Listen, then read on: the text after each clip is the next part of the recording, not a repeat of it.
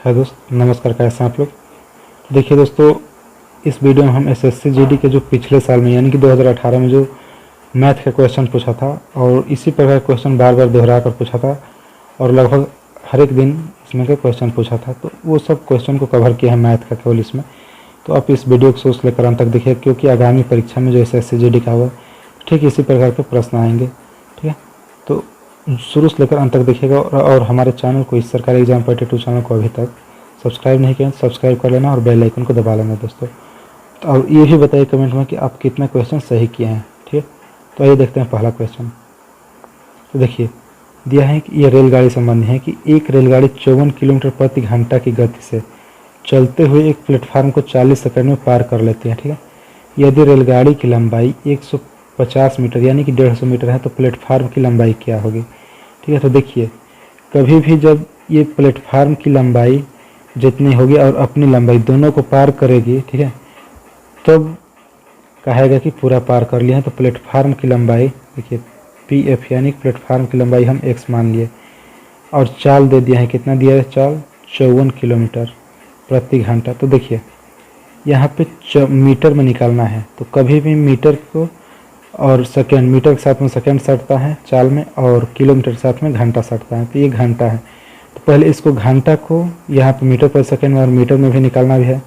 तो घंटा को घंटा जो है ये किलोमीटर प्रति घंटा को मीटर प्रति सेकेंड में बदलने के लिए क्या करते हैं, 5/18 से गुणा करते हैं और मीटर प्रति सेकेंड को किलोमीटर प्रति घंटा में बदलने के लिए 18/5 से गुणा करते हैं। देखिए इसको मीटर प्रति सेकेंड में बदलने के लिए 5/18 से गुणा कर देंगे, पहले 54 गुणे 5/18। उसके बाद देखिए चाल बराबर दूरी, दूरी कितना हो जाएगा, 150 मीटर ट्रेन की लंबाई है और प्लेटफार्म की भी लंबाई जो x माना है इसको भी दोनों भाई अपने लंबाई के बराबर और प्लेटफार्म की लंबाई के बराबर दोनों को पार करेगी तभी तो वो पार करेगी। जैसे देखिए यहाँ प्लेटफार्म है तो यहाँ से ट्रेन आ रही है, तो यहाँ से अगर ट्रेन आकर के यहाँ पहला डिब्बा आ गया तो ये नहीं करेंगे पार करेंगे, यही ट्रेन अगर यहाँ लास्ट डिब्बा हो जाएगा तो पार करेगी। तो यानी कि इसका लंबाइया प्लेटफार्मों का और इसका लंबाइया दोनों मिलाकर के दूरी होगा। तो 150 + x हो गया और कितना समय है, तो चाल बराबर दूरी बटा समय, तो 40 सेकेंड है। ठीक है, अब यहाँ से हल कर लेंगे। तो देखिए 18 से 3 बार में 18 3 54 हो गया, 5 15 चौके 60, क्या हो गया 600। ठीक है, 5 15 हो गया, 15 में 40 से गुणा करेंगे तो 60 600 हो गया। तो 150 + x, अब यहाँ से x का मान निकाल लेंगे तो 600 में से इधर प्लस में है तो इधर माइनस में हो जाएगा, तो 450 हो जाएगा। कितना हो जाएगा, 450 मीटर।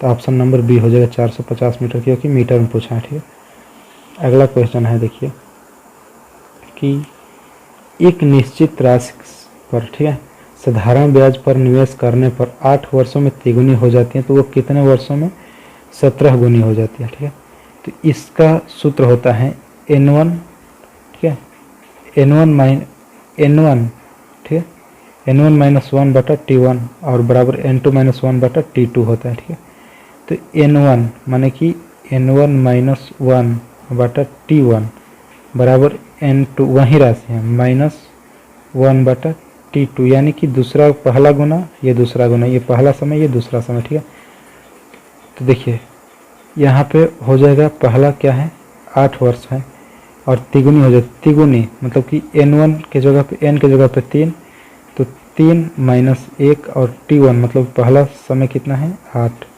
बराबर N2 मतलब कि 17, N2 के जगह पे 17 - 1 और पूछ रहा है कितने वर्षों में, यानी कि T2 पूछ रहा है। ठीक है, T2 पूछ रहा है यहाँ पे, तो 3 में से 1 जाएगा 2/8, ठीक है, बराबर 17 में से 1 जाएगा 16/T2।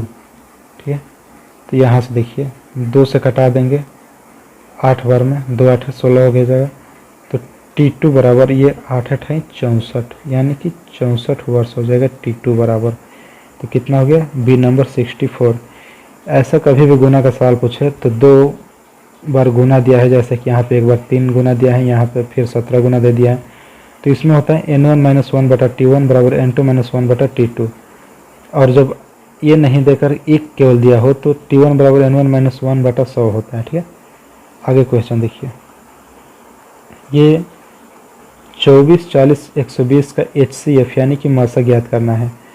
HCF मतलब कि हाई कॉमन फैक्टर मतलब कि जो सबसे उच्चतम गुणक होता है, ठीक है।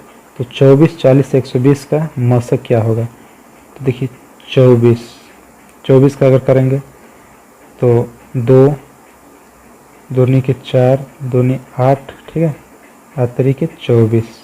40 का अगर करेंगे तो 2 दूनी के 4 दूनी 8 5 40, ठीक। और 120 का करेंगे तो 2 दूनी के 4 दूनी 8, ठीक है, 8 तरीके 24 5 140 120, 24 5 120, ठीक है। तो अब इसमें से सबसे ज़्यादा जो है तो कितना बार 2 आया है? देखिए 3 बार तीनों में 2 आया है, तो यानी कि 2 गुणे 2 हाई कॉमन फैक्टर मतलब कि सबसे अधिक कॉमन कौन है? तो तीनों 3 बार 2 हैं, तो वही जो तीनों में कॉमन है यानी कि 8 हो जाएगा। मासा के लिए सबसे अधिक बड़ा जो कॉमन होता है वही लेते हैं, तो 2 दूनी 4 दूनी 8 हो जाएगा। तो 24, 40 और 120 का मासा हो जाएगा 8, ठीक है। अगला क्वेश्चन देखिए, ये दिया है इकाई का अंक, ठीक है। इकाई का अंक की 729 गुणे 562 प्लस 155 का इकाई का अंक क्या है? तो देखिए इसको तो पहले योग को छोड़ दीजिए, तो 9, इसमें 729 गुणे 562, तो लास्ट का इसमें इकाई का अंक लेंगे, इसमें भी इकाई का अंक। तो 9 में अगर 2 से गुणा करेंगे यहाँ पे तो 9 दूनी 18 हो जाएगा। तो इसमें इकाई का अंक क्या है? 8 है, ठीक है। इसमें इकाई का अंक क्या है? 8 है। अगर इसी 8 को अगर जोड़ेंगे तो 155 में जोड़ेंगे, तो अगर 155 में जोड़ेंगे तो 8 5 13 हो जाएगा। तो इधर से दाहिने से ही कभी भी इकाई का अंक स्टार्ट होता है। तो ये लास्ट में कितना है? 3, तो ऑप्शन ये हो गया, ठीक। आप लोग जानते हैं कि 729 में गुणा 562, तो पहले तो गुणा होगा तो 729 मतलब 9 से 2 से ही गुणा होगा, 9 दूनी 18, तो इसमें इकाई का अंक 8 हो गया। और 155 में अगर ये 8 जोड़ेंगे तो इसमें 13, तो 3 हो गया इकाई का अंक, तो ये हो गया 3, 8 5 13, ठीक है। समझ गए होंगे आप, नहीं समझ आए तो प्लीज़ जाकर के मेरे वीडियो में देख लेना कि इकाई का अंक कैसे निकाला जाता है, ठीक है। ये देखिए x का 16% 480 के 20% के बराबर है, तो x का मान पूछ रहे हैं। क्या पूछ रहे हैं? x का मान। तो देखिए x का 16%, ठीक है, जो है ना वो क्या है? 480 के 20% के बराबर है, ठीक। जैसे कहा वैसे ही कर दिए। x का 16% 480 के 20% के बराबर है। अब यहाँ से x का मान निकल जाएगा आराम से। 100 से 100 कट गया, 16 से ये देखिए 16 या 48 यानी कि 30 बार में 480 होगा। तो x बराबर 30 गुणे 20 यानी कि 600। 30 गुणे 20 कितना हुआ? 600, ठीक है।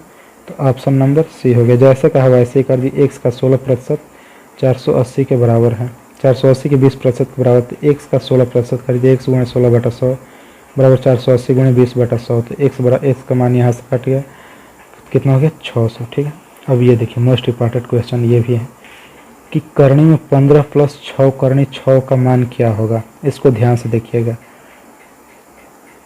करनी में 15 को हम क्या लिख सकते हैं? 9 प्लस 6 लिख सकते हैं इसको। अब प्लस देखिए 6 को क्या लिख सकते हैं? 2, ठीक है। क्या लिख सकते हैं?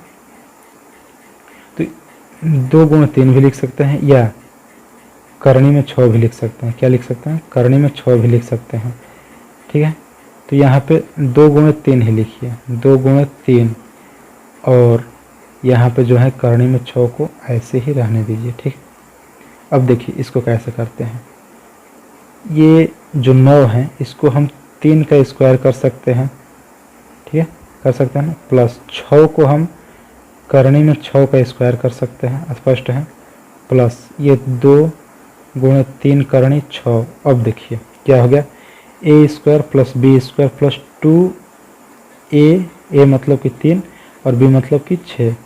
तो ये क्या हो गया? a प्लस बी के होल स्क्वायर हो गया, यानी कि 3 प्लस करनी में 6 का क्या हो गया?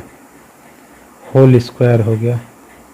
3 प्लस करनी में 6 का होल स्क्वायर हो गया। तो यहाँ पर अगर होल स्क्वायर बाहर आएगा तो वर्गमूल होगा इसका, तो 3 प्लस करनी में 6 हो जाएगा।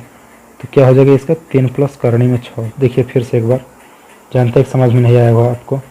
तो करनी में 15 प्लस 6 करनी 6 का मान क्या होगा? तो 15 को हम क्या लिख दिए? 9 प्लस 6 के वर्ग में लाने के लिए, a प्लस बी के होल स्क्वायर तोड़ने के लिए। तो 15 को 9 प्लस 6 लिख देंगे, कोई भी अंतर नहीं पड़ेगा। और प्लस 6 को हम 2 गुणे 3 लिख देंगे, क्योंकि ये 9 प्लस 3, 2 गुणे 3 क्यों लिखे? क्योंकि 2ab होता है तो 2 तो मिल गया, और ये जो a की जगह पे 3 का वर्ग होगा तो ये 3 भी मिल गया। तो यहाँ पे देखिए इसको कैसे किए कि a स्क्वायर करना है तो 3 का वर्ग कर दे, और b स्क्वायर करना है तो 6 को क्या करेंगे कि b स्क्वायर के रूप में होगा तो करनी में 6 को वर्ग कर देंगे। तो करनी में 6 का वर्ग करेंगे तो 6 हो जाएगा, मान में कोई अंतर नहीं होगा, +2 और ये a हो गया और ये करनी में 6 b हो गया।